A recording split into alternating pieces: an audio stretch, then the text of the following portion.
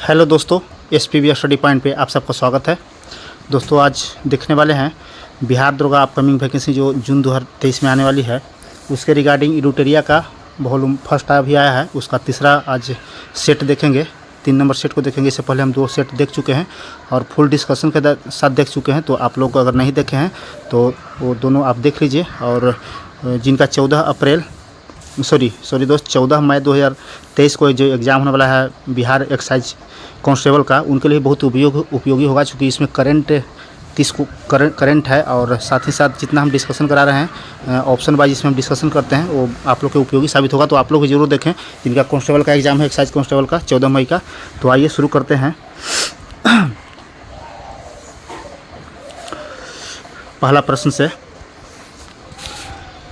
पहला प्रश्न बोलता है कि महिला प्रीमियर लीग यानी कि वोमेन प्रीमियर लीग 2023 के पहले संस्करण के दौरान कुल कितने मैच खेले गए हैं।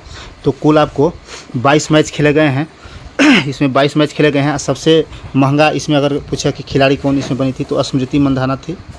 स्मृति मंधाना 3.41 करोड़ में इसका मतलब ये खरीदी गई थी।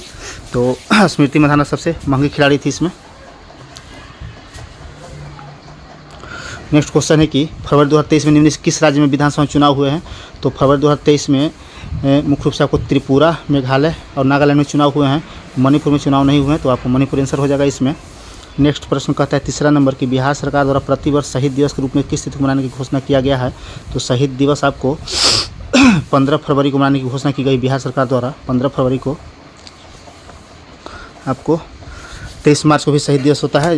इसी दिन आपको भगत सिंह को फांसी हुई थी 1931 में। भारत का कौन सा राज्य मसाला उत्पादन में अग्रणी हो गया है। चौथा प्रश्न बोलता है कि भारत का कौन सा राज्य मसाला उत्पादन में अग्रणी हो गया है। तो इससे पहले तो केरला था अग्रणी, अभी फिलहाल अगर बात करें तो मध्य प्रदेश सबसे अग्रणी स्टेट हो गया है मसाला उत्पादन में।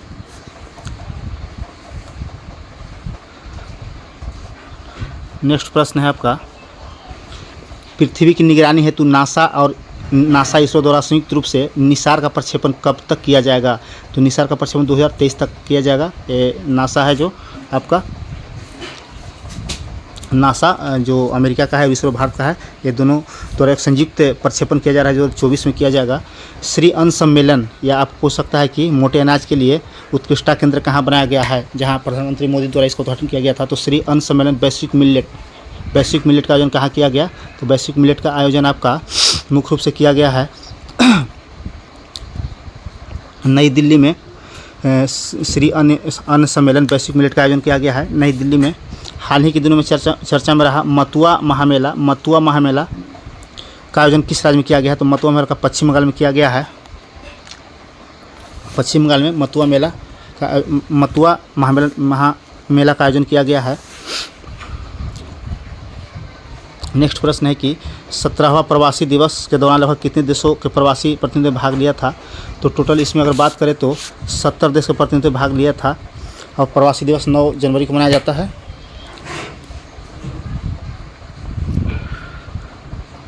नेक्स्ट प्रश्न है आपका गोल्डन ग्लोब पुरस्कार 2023 के लिए सर्वश्रेष्ठ गीत का अवार्ड किसे प्रदान किया गया है। तो नाटू नाटू जो सॉन्ग था उसको सर्वश्रेष्ठ गीत का अवार्ड दिया गया है। मिस यूनिवर्स 2022 का आयोजन कहाँ किया गया। तो ये मुख्य रूप से अमेरिका में किया गया है। मिस यूनिवर्स का आयोजन अमेरिका में किया गया है। और मुख्य रूप से मिस यूनिवर्स 2022 का खिताब बार बोनी को दिया गया है। बार बोनी ग्रेबियल को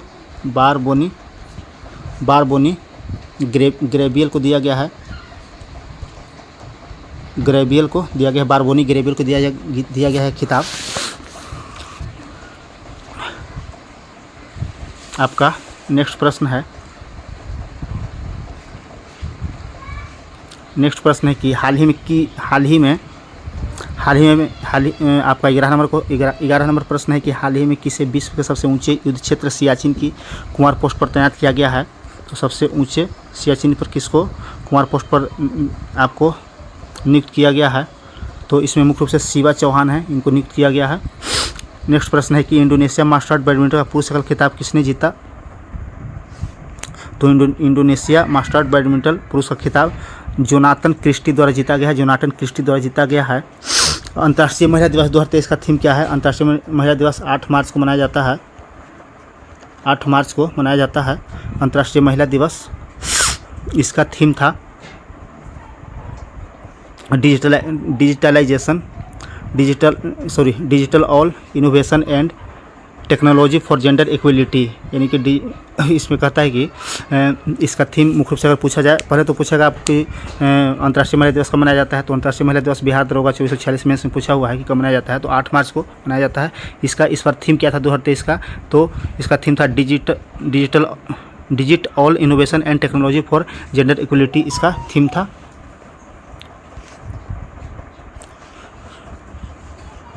नेक्स्ट प्रश्न है आपका, स्टैटू ऑफ बिलीफ प्रतिमा किससे संबंधित है? तो भगवान शिव से संबंधित है।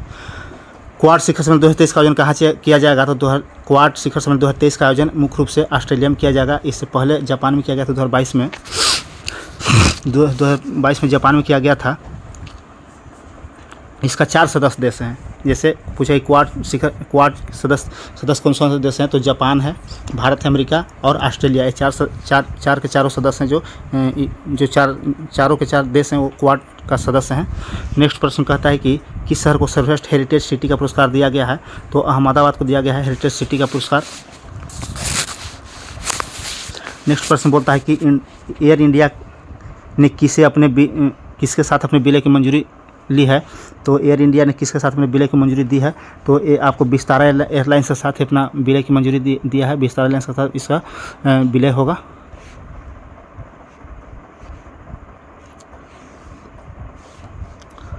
नेक्स्ट प्रश्न है कि अंडर 19 वर्ल्ड कप की मेजबानी 2024 में किस देश द्वारा किया जाएगा? तो अंडर 19 वर्ल्ड कप की मेजबानी 2024 में आपको श्रीलंका द्वारा किया जाएगा, और जबकि 26 में जिम्बाब्वे और नामीबिया को संयुक्त रूप से मिला है। 24 में श्रीलंका द्वारा किया जाएगा, 26 में इसका आयोजन जिम्बाब्वे और नामीबिया द्वारा संयुक्त रूप से किया जाएगा। नेक्स्ट प्रश्न है कि वर्ल्ड हैप्पीनेस रिपोर्ट 2023 में भारत का स्थान कौन सा है? तो वर्ल्ड हैप्पीनेस इंडेक्स 2023 में भारत का स्थान 126वां है, 126 है। इसमें टोटल 136 देश है, जिसमें 126 स्थान भारत का है। पहले स्थान पर फिनलैंड है इसमें। और वर्ल्ड हैप्पीनेस रिपोर्ट की बात करें तो पहले स्थान पर आपका फिनलैंड है, फिनलैंड पहले स्थान पर है और 26 पर भारत है। नेक्स्ट प्रश्न है कि 32वें व्यास सम्मान 2023 से किसे सम्मानित किया गया है? तो 32वें व्यास सम्मान ज्ञान चतुर्वेदी को सम्मानित किया गया है। 32वें व्यास सम्मान से इनको मुख्य रूप से उनको पागल खाना एक उपन्यास है, पागल खाना इनका उपन्यास है, पागल खाना, इसके लिए दिया गया है इनको व्यास सम्मान ज्ञान चतुर्वेदी को। पाक जल डुंगरहट को 23 से तैरकर पार करने वाले पहले भारतीय कौन बने? तो पाक जल डुंगरहट को 23 से तैरकर पार करने वाले भारतीय सपन्ना रमेश सेलार बने हैं। नेक्स्ट प्रश्न है आपका 22 नंबर 22वां प्रश्न है कि राष्ट्रपति द्रौपदी मुर्मू द्वारा किसे प्रेसिडेंट कलर अवार्ड प्रदान किया गया है? तो किससे किया गया है? तो INS द्रोणाचार्य को प्रदान किया गया है। भारत की पहली व्यवहारिक प्रयोगशाला स्थापित कहाँ की जाएगी? व्यवहारिक प्रयोगशाला कहाँ स्थापित की जाएगी? तो मुख्य रूप से जयपुर में स्थापित किया जाएगा। जयपुर में व्यवहारिक प्रयोगशाला जयपुर में स्थापित किया जाएगा। ये भारत की पहली है। मेथनॉल से चलने वाली पहली बस का अनावरण नागपुर में किया गया, किसके द्वारा उद्घाटन किया गया था? तो ये मुख्य रूप से नितिन गडकरी द्वारा किया गया था। मेथनॉल से चलने वाली प्रथम बस नागपुर में नितिन गडकरी ने इसका नागपुर में इसका उद्घाटन किया गया था या अनावरण कह लीजिए। हाल ही में इला भट्ट का निधन हो गया, किस क्षेत्र से संबंधित? तो इला भट्ट एक समाज सेवी थी, इला भट्ट। नेक्स्ट प्रश्न है आपका 26 नंबर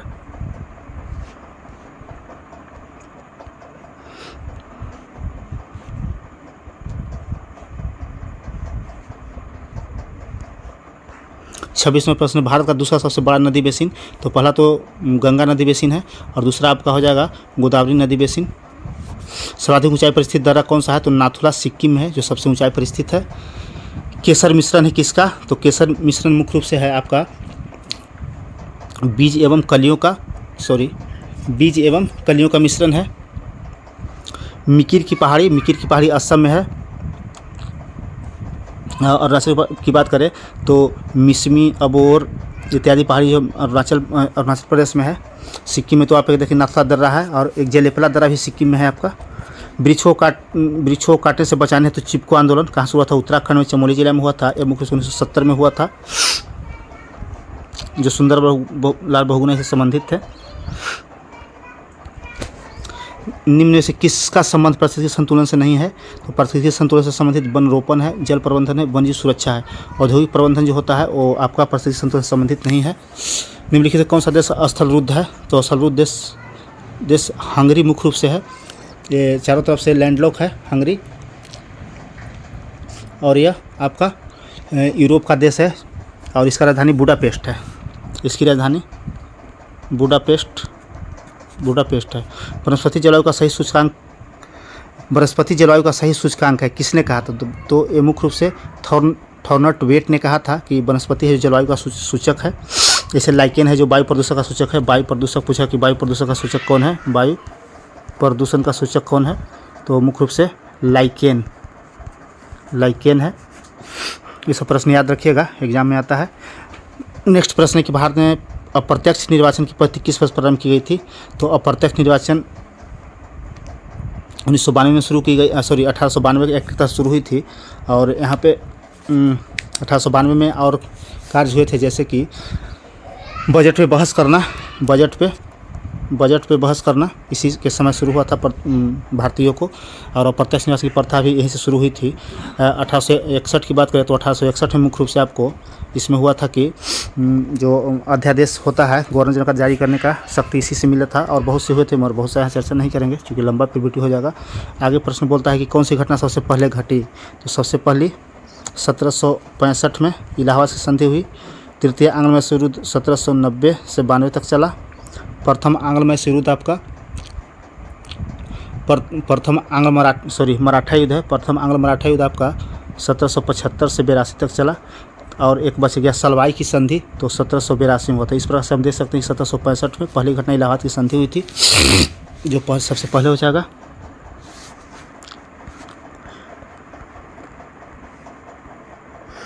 नेक्स्ट प्रश्न है आपका कि निम्नलिखित में से किस एक ने 36 नंबर है, निम्नलिखित में किस एक ने सुभाष चंद्र बोस को देशनायक कहकर पुकारा था?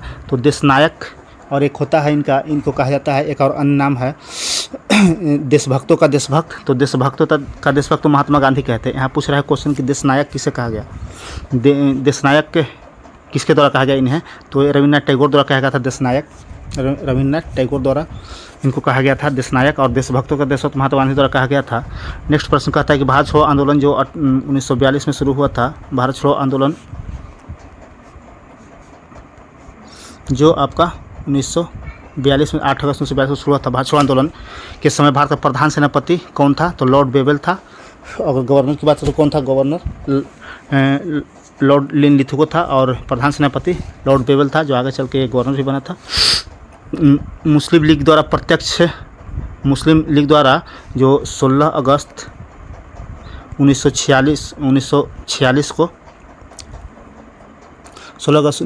को सीधी कार्यवाही या प्रत्यक्ष कार्यवाही दिवस के रूप में कहाँ मनाया था? तो ये जगह का नाम पूछ रहा है, हम डेट बता दें आपको। तो जगह का नाम ये मुख्य रूप से कलकत्ता में मनाया गया था प्रत्यक्ष कार्यवाही दिवस। नेक्स्ट प्रश्न है कि दिल्ली सल्तनत में दीवान अर्ज विभाग की स्थापना किसने किया? दीवान अर्ज विभाग की स्थापना तो ये बलबन द्वारा किया गया था, एक सैन्य विभाग था दीवान अर्ज। अलाउद्दीन खिलजी की बात करें तो अलाउद्दीन खिलजी से हमेशा बिहार दौरा में क्वेश्चन पूछा जाता है, इसलिए अलाउद्दीन खिलजी को विशेष ध्यान रखिएगा। अलाउद्दीन खिलजी ने जिसे बाजार नियंत्रण नीति अपनाई और सैनिकों में दाग एवं हुलिया जो होता था उसका शुरुआत किया, जो इसे आप देख रहे हैं कि आज सेना में बायोमेट्री होता है और फोटो लिया जाता है, उसी प्रकार का उस टाइम था दाग एवं हुलिया। और इसमें पूछा जाता है कि बाजार नियंत्रण नीति हो गया। और मुफ्त खराज की स्थापना किसने किया था? मुफ्त खराज अलाउद्दीन खिलजी का एक विभाग था। फिरोज शाह तुगलक की बात करें तो मुख्य रूप से ये फलों की गुणवत्ता सुधारने के लिए प्रयास किया था। इल्तुतमिश की बात करें तो ये मुख्य रूप से प्रथम दिल्ली सल्तनत का शासक जिन्होंने आपको सुल्तान की उपाधि धारण किया था, और इन्होंने ही कुतुब मीनार की कार्य को पूरा करवाया था। आगे देखते हैं कि नेक्स्ट निम्नलिखित कौन सा फारसी का प्रथम कवि था जिसने अपनी कविता में भारतीय पर्यावरण को चित्रित किया, भारतीय पर्यावरण को चित्रित किया अपनी कविता में, तो कौन था? तो अमीर खुसरो था। अमीर खुसरो से प्रश्न पूछा गया बिहार दरोगा में। इसे जन्म कहाँ हुआ था? तो ये आपको एट्टा में हुआ था, यूपी एट्टा में हुआ था। इसमें बोलता है 41 नंबर की कौन सा ही सुमेलित है? तो चंदावर 1994, तालीकोटा 1565 है, राशि तंगड़ी का तैमूर आक्रमण 1398। तो इनमें से सभी सुमेलित है, यानी ऑप्शन डी हो जाएगा आंसर। जौनपुर की स्थापना किस शासक द्वारा किया था? जौनपुर राज्य की स्थापना फिरोज शाह तुगलक द्वारा किया गया था। अपनी भाई जो इसका चचेरा था मोहम्मद बिन तुगलक, उसको मरने के बाद इसको चचेरा भाई था फिरोज शाह तुगलक, इसको शासक बनाया गया था। तो इन्होंने अपनी भाई की याद में जौनपुर की स्थापना किया था। इसे पूर्व का सिराज भी कहा जाता है जौनपुर को। भारत में मानव का सर्वप्रथम साक्ष्य कहाँ से मिला है? तो मानव का सर्वप्रथम साक्ष्य नर्मदा घाटी से मिला है। नीलगिरी की पहाड़ी की बात करें तो ये दक्षिण भारत की चोटी है, और यहाँ पे पश्चिम घाट और पूर्वी घाट मिलती है नीलगिरी पहाड़ी पे, और इसकी सबसे ऊंची चोटी दुद्दा बेट्टा है। और दक्षिण भारत की सबसे ऊंची चोटी की बात करें तो एक अनाई मुड्डी है, अन्नामलाई पहाड़ी पे। सोनगंगा नदी पटना में आकर एक दूसरा से मिलती है। नेक्स्ट प्रश्न है कि सिंधु सभ्यता के महान माने बाथरूम जो मिला है, स्नान घर मिला है, कहाँ मिला है? तो मोहनजोदड़ो में मिला है। आइए नेक्स्ट प्रश्न देखते हैं। किस शासक द्वारा सर्वप्रथम पाटलिपुत्र का राजधानी के रूप में चयन किया गया था? तो उदयन ने सर्वप्रथम इसका चयन किया था। इन्होंने गंगा यमुना के संगम पर गंगा गंडक और सोन के संगम पर इसने पाटलिपुत्र नगर की स्थापना किया था। उदयन ये हरेक वंश से संबंधित है, ये अजातशत्रु के बेटा था। भारतीय संविधान को संविधान सभा द्वारा अंगीकृत कब किया गया था? तो 26 नवंबर 1949 को स्वीकृत किया गया था, और 26 जनवरी 1950 को इसको पूर्णतः देश में लागू कर दिया गया था। अगला प्रश्न है कि निम्नलिखित में कौन सा विषय समवर्ती सूची का है? समवर्ती सूची का कौन सा विषय है? तो मुख्य रूप से पुलिस जान है कि राष्ट्र सूची का विषय है। लोक स्वास्थ्य एवं स्वच्छता राष्ट्र सूची का विषय है। जनसंख्या नियंत्रण परिवार नियोजन है जो आपका समवर्ती सूची का विषय है। इसमें 3 सूची होता है, जैसे संघ सूची, राष्ट्र सूची, समवर्ती सूची। संघ सूची में केंद्र सरकार को कानून बनाने का अधिकार है, राष्ट्र सूची में राज्य सरकार बनाने का, समवर्ती सूची में दोनों का अधिकार है। बट अगर वरीयता की बात करें तो जो संघ का जो फैसला होगा वही समवर्ती सूची में मान्य होगा।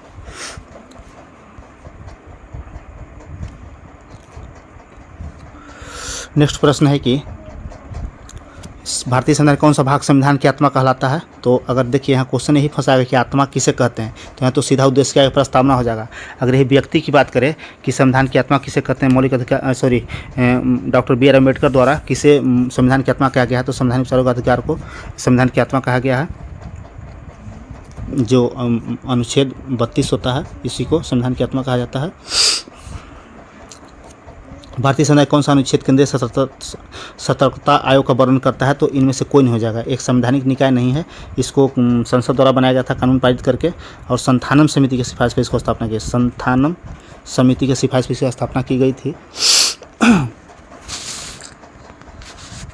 आगे देखते हैं। हाँ, इसकी स्थापना की बात करें तो 1964 में जो आपका एक CBC है केंद्रीय सतर्कता आयोग, 1964 में इसकी स्थापना हुई संथानम समिति की सिफारिश पर केंद्र सरकार द्वारा कानून बनाकर। नेक्स्ट प्रश्न कहता है कि भारतीय संसद की सबसे बड़ी समिति कौन सी है? सबसे बड़ी समिति, तो सबसे बड़ी समिति यहाँ पे लोक उपकर में तो आपका 22 सदस्य होता है, जो 15 लोकसभा से और 7 राज्यसभा से होता है। पर लोक लेखा समिति में 22 सदस्य होते हैं, जो 15 लोकसभा से और 7 राज्यसभा से होते हैं। प्राक्कलन समिति में 30 सदस्य होते हैं, और टोटल लोकसभा से होते हैं। टोटल 300 सदस्य लोकसभा से होते हैं, इसलिए सबसे बड़ी समिति है। अगर यही प्राक्कलन समिति न दे करके आपको SC ST कल्याण समिति देता तो वो भी आंसर आपका हो जाएगा, क्योंकि वहाँ भी 30 सदस्य होते हैं। यहाँ पे अंतर यही है कि प्राक्कलन समिति में जितना भी होते हैं जो सभी लोकसभा से होते हैं। लोक लेखा समिति की बात करें तो इसकी सबसे प्राचीन समिति है। इसको 1921 में स्थापना की गई थी। लोक लेखा समिति को 1921 में स्थापना की गई थी। 1919 एक्ट के तहत जो मॉन्टेग्यू-चेम्स्फोर्ड अधिनियम था, मॉन्टेग्यू-चेम्स्फोर्ड अधिनियम 1919, उसके तहत इसकी स्थापना 1921 में की गई थी। और इसका विपक्ष का नेता, लोक लेखा समिति का विपक्ष का नेता होते हैं जो अध्यक्ष होते हैं। वर्तमान में अधीर रंजन चौधरी जो कांग्रेस से अध्यक्ष हैं। प्राक्कलन समिति की बात करें तो इसका जो सत्ताधारी दल का नेता होता है, सदस्य होता है, वही इसमें अध्यक्ष होता है। जैसे अभी गिरीश बापट है जो BJP का है। आइए आगे देखते हैं। प्रत्येक राज्य में लोकसभा तथा विधानसभा की सीटों का निर्धारण परिसीमन आयोग द्वारा किया जाता है। इस परिसीमन आयोग कब तक हस्तक्षेप नहीं कर सकता है? तो 2026 तक हस्तक्षेप आप नहीं कर सकते हैं। संविधान के अंतर्गत, ये 26 का आंसर इसका, संविधान के अंतर्गत सुप्रीम कोर्ट के विधि पर प्रश्न लेने का अधिकार किसको है? तो ये मुख्य रूप से राष्ट्रपति को है, मुख्य रूप से राष्ट्रपति को है। और अनुच्छेद 143 के तहत ये आप राय ले सकते हैं विधि के प्रश्न पर, राष्ट्रपति।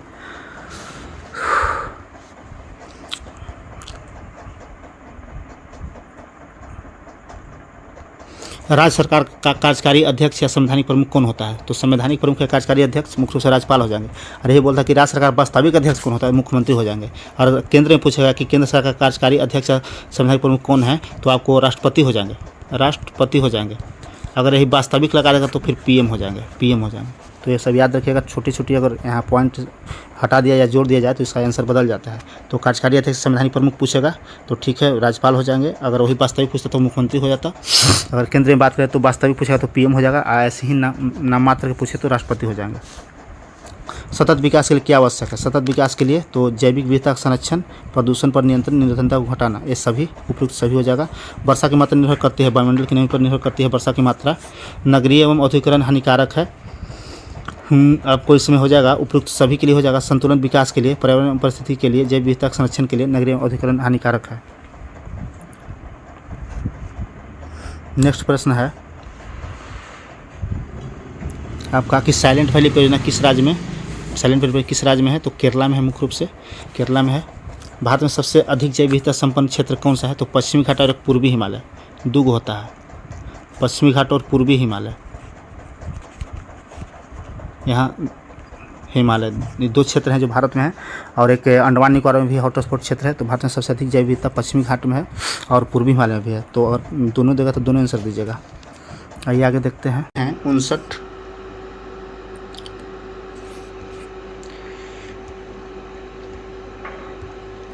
इलेक्ट्रा गोल्ड कप किससे संबंधित है? तो इलेक्ट्रा गोल्ड कप निम्नलिखित से किससे संबंधित है? तो टेबल टेनिस से संबंधित है इलेक्ट्रा गोल्ड कप। तो इस तरह के प्रश्न पूछे जाते हैं, इसलिए बिहार दरोगा में खेल और जितने संबंधित उसे ट्रॉफी या कप है उसको आप याद कर लीजिएगा किसी भी बुक से। नेक्स्ट प्रश्न कहता है कि सार्क सदस्य का देश कौन नहीं है? तो सार्क सदस्य मुख्य रूप से 8 देश आते हैं और इसकी स्थापना दिसंबर 1985 में हुई थी, दिसंबर 1985 में हुई थी। और इसमें 8 देश हैं, जिसमें अफगानिस्तान है, श्रीलंका है, बांग्लादेश है, आपका नेपाल है, भूटान है, मालदीव है। इसमें मुख्य रूप से म्यांमार नहीं होगा, तो म्यांमार नहीं होगा इसका आंसर म्यांमार हो जाएगा। सार्क सदस्य देश नहीं है, सार्क का सदस्य नहीं है। नेक्स्ट प्रश्न है वह रेखा जो धूप के समान अवधि वाले स्थानों को मिलाते हुए खींचा जाता है उसे क्या कहते हैं? तो उसे आइसोहेल कहते हैं, आइसोहेल कहते हैं उसे। इनमें से कौन सा लोक नृत्य छत्तीसगढ़ राज्य का है? तो लोक नृत्य आप यहाँ से काट सकते हैं कि नौटंकी और रासलीला ये सब छत्तीसगढ़ नहीं होता है। तो मुख्य से पंडवानी, नवारानी, डागला ये सब छत्तीसगढ़ का लोक नृत्य है। अंतर्राष्ट्रीय खेल दिवस कब मनाया जाता है? देखिए यहाँ क्वेश्चन फंसाएगा आपको। ये कह रहा है कि अंतर्राष्ट्रीय खेल दिवस कब मनाया जाता है? तो एक अंतर्राष्ट्रीय एक राष्ट्रीय होता है, राष्ट्रीय खेल दिवस। तो राष्ट्रीय खेल दिवस आपको 29 अगस्त को मनाया जाता है, जो ध्यानचंद का जन्मदिन है। और अंतर्राष्ट्रीय अगर पूछेगा तो खेल दिवस 6 अप्रैल को मनाया जाता है। तो इसका आंसर 6 अप्रैल हो जाएगा अंतर्राष्ट्रीय खेल दिवस। राष्ट्रीय में हो जाएगा 29 अगस्त और 6 अगस्त अंतर्राष्ट्रीय में।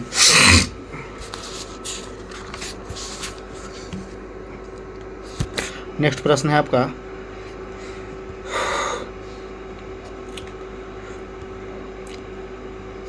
संगीत नाटक अकादमी की स्थापना कब हुई? तो संगीत नाटक अकादमी की स्थापना 1953 में हुआ। संगीत नाटक की नई दिल्ली में 1953 में। असम राइफल का मुख्यालय कहाँ है? तो ये असम राइफल को पूर्वोत्तर का प्रहरी भी कहा जाता है और इसका राजधानी शिलोंग में है। मेघालय का राजधानी शिलोंग में है इसका मुख्यालय। तो असम राइफल का मुख्यालय शिलोंग में है। एम्पियर सेकंड न्यूज़ किसका इकाई है? एम्पियर सेकंड तो आवेश जो चार्ज होता है उसका एम्पियर सेकंड है। मानव शरीर का कौन सा 2 मुख्य अंग है जहाँ से काफ़ी मात्रा में चुंबकीय क्षेत्र उत्पन्न होते हैं? चुंबकीय क्षेत्र कहाँ उत्पन्न होते हैं अधिकतम? तो एक हृदय हो जाता है, एक कृत हो जाता है। हृदय और कृत से चुंबकीय क्षेत्र उत्पन्न होता है।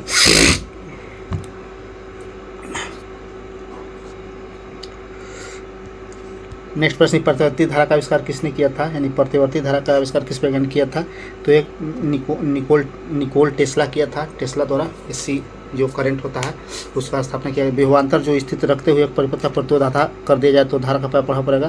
तो जब परिपथ में प्रतिरोध आधा कर देंगे तो इसका धारा दोगुना हो जाएगा, धारा दोगुना हो जाएगा। नेक्स्ट प्रश्न के लिए, किस रंग का विचलन कोण सबसे कम होता है, तो सबसे अधिक आपको पता है कि बैंगनी का होता है और सबसे कम लाल का होता है। यही तरंगदैर्ध्य पूछेगा तो तरंगदैर्ध्य मुख्य रूप से बैंगनी का न्यूनतम होगा, लाल का अधिकतम होगा, इसीलिए लाल रंग दूर से दिखाई देता है। उस तरंगदैर्ध्य के चलते लाल रंग दूर से दिखाई देता है, बैंगनी का सबसे कम होता है।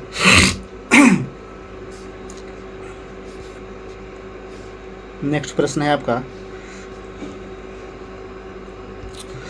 कहता है कि यदि वास्तविक वस्तु का प्रतिबिंब बनने के लिए किसी उत्तल दर्पण का उपयोग किया जाता है तो इनसे कौन सा कथन गलत है, तो इसमें मुख्य रूप से गलत हो जाएगा आपका, गलत हो जाएगा प्रतिबिंब जो वास्तविक नहीं बनता है, क्योंकि जो यहाँ होता है काल्पनिक बनता है, वास्तविक नहीं बनता है, यही गलत आपका हो जाएगा। देखिए, क्या आर्किमिडीज के सिद्धांत पर आधारित नहीं है, आर्किमिडीज के सिद्धांत पर आधारित नहीं है, तो जो ओडोमीटर है, ओडोमीटर आर्किमिडीज सिद्धांत पर आधारित नहीं है, से सभी आर्किमिडीज पर आधारित है। निम्नलिखित कौन सा रासायनिक परिवर्तन का उदाहरण है, तो जो रासायनिक परिवर्तन उस परिवर्तन को कहते हैं जो एक बार अगर उसका स्वरूप बदले तो दोबारा पुनः पूर्व के स्वरूप में नहीं आएगा। तो मक्खन का खट्टा होना मुख्य रूप से आंसर हो जाएगा इसका। मक्खन का खट्टा होना, कागज़ का जलना, लोहे में जंग लगना, ये सब है जो रासायनिक परिवर्तन है। बाकी आप जो बचा वो आपको भौतिक परिवर्तन है। निम्नलिखित कौन सा एक ऊर्ध्वपातन पदार्थ नहीं है, ऊर्ध्वपातन पदार्थ नहीं है, तो इसमें आपको मुख्य रूप से हो जाएगा जो नेपथलीन है ऊर्ध्वपातन, कपूर ऊर्ध्वपातन है और अमोनिया क्लोराइड ऊर्ध्वपातन है। ऊर्ध्वपातन नहीं कौन है, तो आपका सोडियम थायोसल्फेट नहीं है, तो सोडियम थायोसल्फेट यहाँ आपका आंसर हो जाएगा। नेक्स्ट कहता है कि किसी एक तत्व का इलेक्ट्रॉनिक विन्यास 2, 8, 7 है तो इसकी संयोजकता क्या होगा, तो जो लास्ट में कम रहा है, ये फार्मूला होता है 2, 8, 8, 18 होता है, उसमें 7 में एक कम रहा है तो एक जोड़ देंगे तो संयोजकता पूरा हो जाता है, यहाँ एक आंसर हो जाएगा। नेक्स्ट प्रश्न है कि वे अम्ल जिसमें हाइड्रोजन के साथ ऑक्सीजन के अतिरिक्त अन्य अधात्विक तत्व होते हैं क्या कहलाते हैं, तो ये मुख्य रूप से अनॉक्सी अम्ल कहलाता है, अनॉक्सी अम्ल कहलाता है। मिथाइल ऑरेंज का क्षारीय माध्यम में कैसा रंग होगा, मिथाइल ऑरेंज का क्षारीय माध्यम में कैसा रंग होगा, तो पीला एवं गुलाबी होगा, पीला एवं गुलाबी होगा।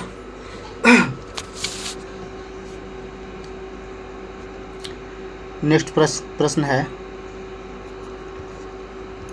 कि एल्युमिनियम ऑक्साइड प्रकृति में कैसी होती है, तो एल्युमिनियम ऑक्साइड प्रकृति में उभयधर्मी होती है, रासायनिक गुणों में मध्य। नेक्स्ट प्रश्न कहता है कि रासायनिक गुणों के मध्य मेंडलीफ ने किस तत्व के साथ मिलकर बने यौगिक पर ध्यान केंद्रित किया था, तो इसमें मुख्य रूप से कार्बन और हाइड्रोजन हो जाएगा, कार्बन और कार्बन और हाइड्रोजन नहीं होगा यहाँ पे, आपका यहाँ पे हाइड्रोजन और ऑक्सीजन हो जाएगा, हाइड्रोजन और ऑक्सीजन हो जाएगा, जिसको मिलाकर बने ऊपर ध्यान केंद्रित किया था, हाइड्रोजन ऑक्सीजन। निम्नलिखित में से कौन सा तत्व आवर्त सारणी के सर्वाधिक विद्युत ऋणात्मक है, तो सर्वाधिक विद्युत ऋणात्मक फ्लोरीन होता है, सबसे विद्युत ऋणात्मक। ब्रोमीन है जो धातु है। ग्रेफीन क्या है, ग्रेफीन एक कार्बन का प्रूफ है, ग्रेफीन एक कार्बन का प्रूफ है।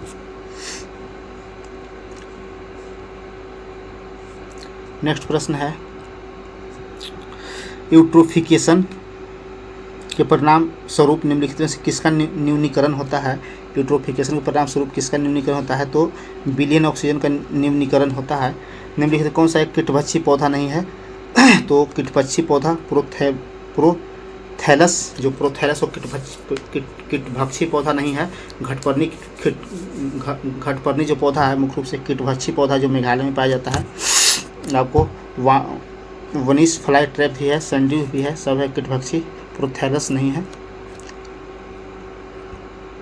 नेक्स्ट प्रश्न है पहला वनस्पति विज्ञानी किसे कहा जाता है, तो थियोफ्रास्टस को कहा जाता है पहला वनस्पति विज्ञानी। एंटीबायोटिक निम्नलिखित किस कवक से प्राप्त किया जाता है, तो पेनिसिलिन से प्राप्त किया जाता है, एंटीबायोटिक पेनिसिलिन से प्राप्त किया जाता है। नेक्स्ट प्रश्न निम्नलिखित कौन सा पादप हार्मोन कोशिका विभाजन में संबंधित है, कोशिका विभाजन, तो साइटोकाइनिन है जो कोशिका विभाजन से संबंधित है, साइटोकाइनिन कोशिका विभाजन से संबंधित है। जिबरेलिन है जो वृद्धि में काम करता है। नेक्स्ट प्रश्न श्वसन का पहला चरण ग्लूकोज का विघटन क्या होगा, ग्लूकोज का विघटन किस में होगा, तो पाइरूवेट अम्ल में होता है, पाइरूवेट अम्ल में होता है विघटन। निम्नलिखित में से कौन सा पौधा ब्रायोफाइटा समूह के अंतर्गत आते हैं? तो ब्रायोफाइटा के अंतर्गत है मार्केसिया। मार्केसिया जो ब्रायोफाइटा के अंतर्गत आते हैं, मार्केसिया ब्रायोफाइटा के अंतर्गत आते हैं। इसमें और हो जाते हैं जैसे मॉस हो गया, एंथोसिरोस हो गया, रिस्किया हो गया, मार्केसिया, सब ब्रायोफाइटा के अंतर्गत आते हैं। उस वाहिनी का नाम क्या है जो पुरुष के वृषण से निकलकर शुक्राणु को शरीर में ले जाता है, शरीर में ले जाती है, तो ये शुक्रवाहिनी होती है मुख्य रूप से, जो शुक्राणु को शरीर में प्रवेश कराता है। हमारी आंखों में लेंस क्या काम करता है? तो लेंस क्या करता है कि ये मस्तिष्क के छवि को संदेश भेजता है, जो छवि होता है उसको मस्तिष्क के पास मैसेज भेजता है। नेक्स्ट प्रश्न है, रक्त में पाया जाने वाला कौन सा घटक शरीर में ऑक्सीजन का परिवहन करता है? शरीर में ऑक्सीजन का परिवहन करता है तो आरबीसी, रेड ब्लड कॉर्पोरेशन होता है, जो इसका बोन मेरो में निर्माण होता है आरबीसी का, और आरबीसी ही ऑक्सीजन का परिवहन करता है। अदृश्य निर्यात का अर्थ क्या है? तो अदृश्य निर्यात ऐसा तो जो दिखता नहीं है, जैसे सेवाओं का निर्यात नहीं दिखता है, यह अदृश्य निर्यात के तहत आता है। नेक्स्ट प्रश्न है,